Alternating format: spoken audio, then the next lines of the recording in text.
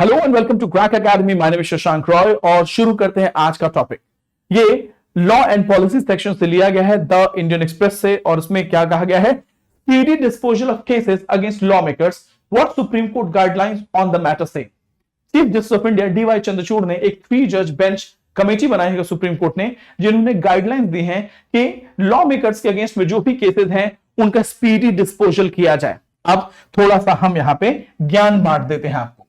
Supreme court की अगर हम बात बोलें तो सबसे बड़ी बात क्या है कि इंडियन पार्लियामेंट में अगर हम 15th लोकसभा की बात बोलें, ठीक है, 15th लोकसभा की बात बोलें या 16th लोकसभा 14th लोकसभा की बात बोलें, तो इसमें आपको यह समझ में आएगा कि हमारे 43% लेजिस्लेटर यानी 43% of legislator MPs member of parliament जो हैं, इनके ऊपर किसी ना किसी तरीके के क्रिमिनल इन्वेस्टिगेशन, क्रिमिनल केसेस चल रहे हैं, क्रिमिनल केसेस चल रहे हैं या क्रिमिनल इन्वेस्टिगेशन चल रहे हैं। अब क्वेश्चन ये है कि और उसमें भी बहुत से ऐसे एमपीज हैं जो बार बार सांसद बन के आ रहे हैं और लगातार इनके ऊपर केसेस जो हैं चल रहे हैं, केसेस भी चल रहे हैं, बार बार इलेक्शन जीत के भी आ रहे हैं। तो एक तरह से अगर इस तरीके के क्रिमिनल एंटेसिडेंट वाले, प्रेसिडेंट वाले लोग जो है पार्लियामेंट में अगर बैठे हुए हैं, जिसको हम टेंपल ऑफ डेमोक्रेसी कहते हैं, तो इससे होगा क्या? लोगों का भरोसा उठ जाएगा जस्टिस डिलीवरी सिस्टम में। There will be a trust deficit, there will be a trust deficit among people against justice delivery system. Justice delivery system को लेके लोगों के बीच में ट्रस्ट डेफिसिट होगा। Justice delivery system. अब क्या रीजन है कि लॉ मेकर्स के अगेंस्ट में जो केसेस है वो पेंडिंग है? उसके बहुत से रीजन है, बहुत से रीजन है पेंडेंसी के, पेंडेंसी के बहुत से रीजन है। पहला रीजन क्या है? Backlog of cases, backlog of cases, influence of money and muscle by the politician such as Brijbhushan Sharan Singh, hostile witnesses,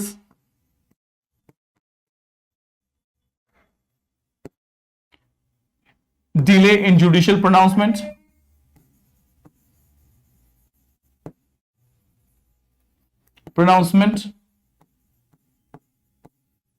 non-supportive attitude of political parties।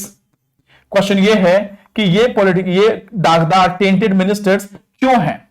ये टेंटेड मिनिस्टर्स क्यों हैं सत्ता में? उसका रीजन ये है कि टेंटेड मिनिस्टर सत्ता में इसलिए है because political parties have allowed them, they have given them the ticket and that's why they are a part of the parliament, they have become member of parliament.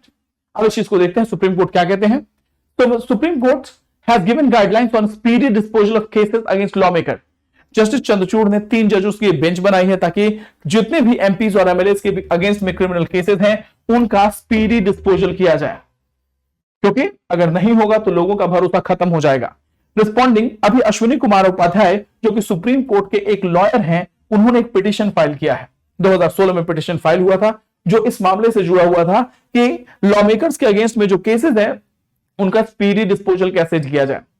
अब question यह है कि क्या हमारे पास कोई ऐसा लॉ है जो इन लॉ मेकर्स को बार करता है, रोकता है, प्रोहिबिट करता है कि किसी भी तरीके के क्रिमिनल एलिमेंट पार्लियामेंट में ना पहुंचे? बिल्कुल, रिप्रेजेंटेशन ऑफ पीपल एक्ट 1951। एक चीज यहां गौर करने वाली है, अगर आपको ऐसा लगता है कि हमारा election commission derives all it's power from the constitution, तो ऐसा नहीं है। इलेक्शन कमीशन का जितना भी पावर है वो आता है representation of people act 1951, including taking action against the tainted minister. RP act क्या कहता है? Governs election, disqualification of law makers और उससे रिलेटेड ऑफेंसेस को हैंडल करता है। सेक्शन 8 क्या कहता है? ये एक 6 ईयर बैन इंपोज करता है on persons convicted with minimum 2 year sentences.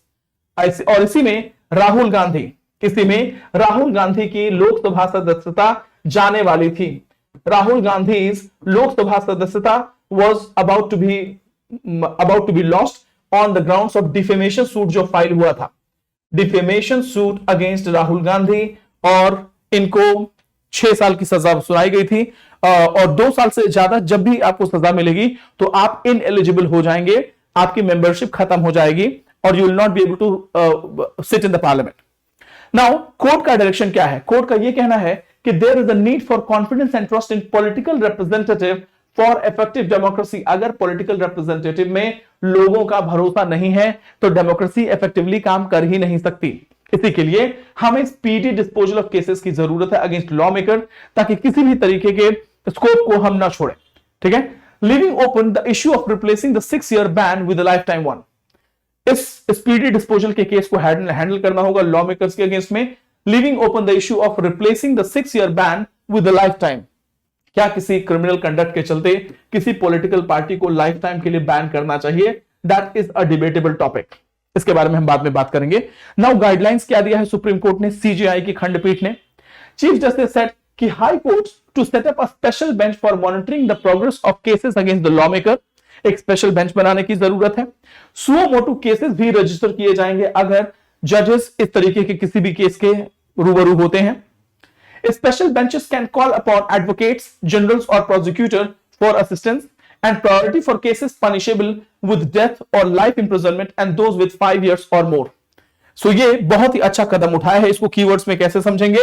इसको कीवर्ड्स में ऐसे समझेंगे कि हर एक हाई कोर्ट के चीफ जस्टिस को इंस्ट्रक्शन दिए गए हैं कि एक स्पेशल बेंच जो है ऑर्गेनाइज किया जाए जो इस तरीके के केसेस को देखेगा। सुओ मोटो कॉग्निजेंस भी लिया जा सकता है।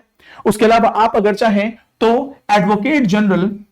एडवोकेट जनरल और सॉलिसिटर जनरल को भी मदद के लिए बुला सकते हैं अगर आपको मदद चाहिए तो।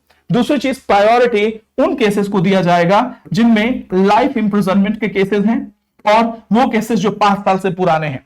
इन सबको प्रायोरिटी पे लेके केसेस का एक्सपीडिटियस डिस्पोजल करना है। अब इतने बड़े लेवल पे स्पीडी ट्रायल करने के लिए हमें इंफ्रास्ट्रक्चर की जरूरत होगी और टेक्नोलॉजी की जरूरत। जैसे आपको किसी विटनेस को, किसी गवाह से पूछताछ करनी है और वो गवाह जो है मध्य प्रदेश के एक छोटे से गांव में बैठा हुआ है।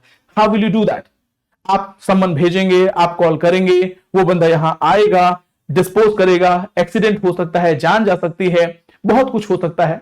तब infrastructure and technology, principal district और सेशन जजेस को इंश्योर करना होगा कि उनके पास सफिशिएंट इंफ्रास्ट्रक्चर और टेक्नोलॉजी है इन डेजिग्नेटेड कोर्ट, जैसे आपका कॉन्फ्रेंस टूल्स, वीडियो कॉन्फ्रेंसिंग कराने की व्यवस्था होनी चाहिए। ठीक है, नेक्स्ट इज रिपोर्टिंग मैकेनिज्म क्या होगा? हाईकोर्ट एक इंडिपेंडेंट टैब बना सकता है on their website with district wide information on the cases details. तो ये रहा आपका वेबसाइट। इस वेबसाइट में सुपेस का आप जान लीजिए। सुपेस एक नया वेबसाइट बनाया गया, पोर्टल, जहां पे आर्टिफिशियल इंटेलिजेंस की मदद से सुप्रीम कोर्ट के सारे केसेस को जो है वो डिपॉजिट किया जा रहा है, अलाइन किया जा रहा है। यहां पे आप पूरे पोर्टल पे आप एक इंडिपेंडेंट टैब बना सकते हैं कि लेट्स से उत्तर प्रदेश में कितने डिस्ट्रिक्ट हैं? 82 डिस्ट्रिक्ट हैं। 82 डिस्ट्रिक्ट में कितने केसेस हैं? 5, 10, 15, 20। इन केसेस का स्टेटस क्या है? पूरा ग्राफ के थ्रू आप बना सकते हैं। हिस्टोरिकल कॉन्टेक्स्ट क्या है? रेफर 2015 में रूलिंग एक Public Interest Foundation versus Union of India में सुप्रीम कोर्ट ने रूल किया था कि we must go for speedy trials for sitting legislator. जो भी मेंबर ऑफ पार्लियामेंट, जो सिटिंग लेजिस्लेटर हैं, उनके खिलाफ होने वाले जितने भी अभियोग हैं उनमें स्पीडी ट्रायल करने की जरूरत है। ठीक है, अब इन्फोर्समेंट कैसे होगा? क्योंकि मामला लेजिस्लेटर से है। Trials of sitting legislator facing charges under section 8 of RPA act should conclude as speedy. जितनी जल्दी हो सके वो करिए। पता चले अगले साल फिर से इलेक्शन होगा, फिर से ये क्रिमिनल जो है क्रिमिनल एंटेसेडेंट वाले लोग आपके पार्लियामेंट में बैठेंगे और असेंबली इलेक्शंस में बैठेंगे और रूल बनाएंगे। Next is trials duration should not exceed 1 year from framing charges, और डे टू डे बेसिस पे ये रिपोर्टिंग होनी चाहिए। हाईकोर्ट के चीफ जस्टिस को रिपोर्ट करना होगा विद रीजन कि अगर डिले हुआ है तो क्यों हुआ है, और अगर आपका ट्रायल 1 साल में कंप्लीट नहीं हो सकता तो उसके क्या रीजन थे। तो एक बहुत ही काबिल तारीफ काम किया है चीफ जस्टिस ऑफ इंडिया ने। और डेफिनेटली अगर हम इन सारे प्रोविजंस को लेटर और स्पिरिट में हम फॉलो कर लें तो हम अश्योर कर सकते हैं कि डेफिनेटली स्पीडी ट्रायल ऑफ जजेस का हो जाएगा और केसेस भी बहुत जल्दी निपट जाएंगे। So this is it for today. आगे मिलेंगे फिर नए टॉपिक के साथ, तब तक के लिए thank you so much. God bless you all. जय हिंद, जय भारत।